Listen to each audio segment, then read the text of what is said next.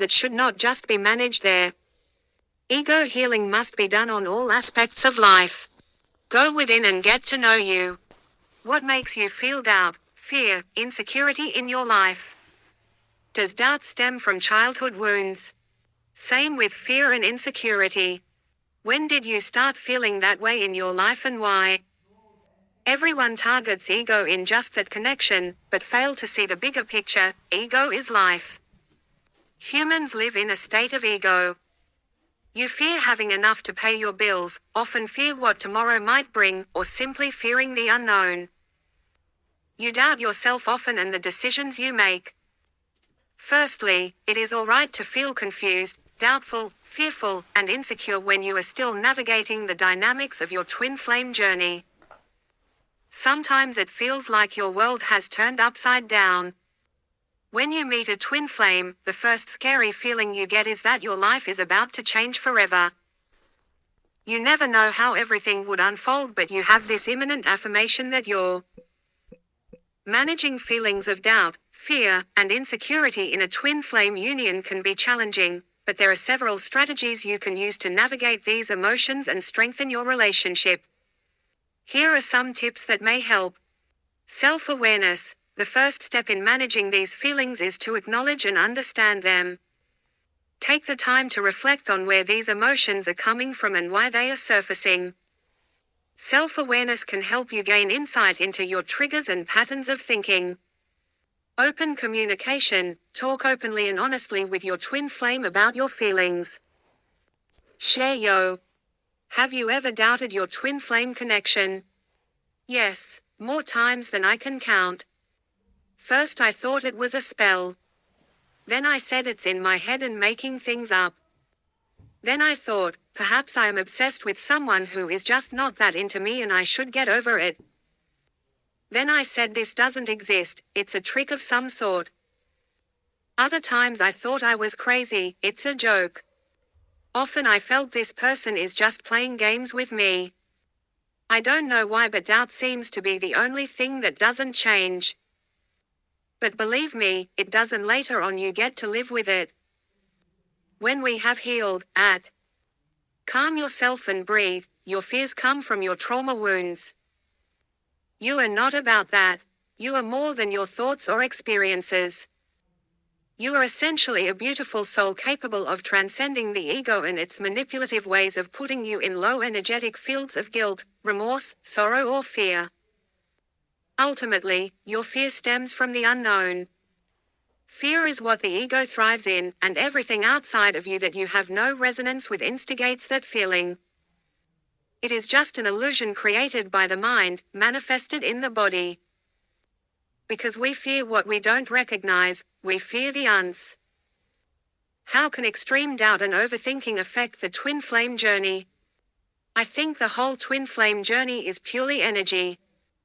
Anytime I had doubt, fear and overthinking, it was exactly what I got back from my DM. Harsh, yes, but taught me lessons. If this is a true TF journey and you are on it, you are not in control of anything. Anything 3D. This is what your soul's signed up for. You have to play out the lessons and learn to stop looping, cycling in the toxic runner-chaser role. Once you can do that and surrender, you open the door to the universe to show you your next steps. I have no idea where this is going. But I take it a day at a time, enjoy the little things, hold love in my heart for him and have zero expectations anymore. Took 4 years, but I'm there and I'm actually looking forward to this summer with this sense of freedom. No longer longing and in desperation. It takes time, this is not a short road. Trust in yourself and the divine. Period. You cannot ever control another person. That's their free will. First of all, know that the mind-made stories are delusions. Secondly, the mind tells a story whilst the fear runs rampart in your body. Address the root cause, which is the fear itself, instead of letting the mind tricking you into its reality of a delusion.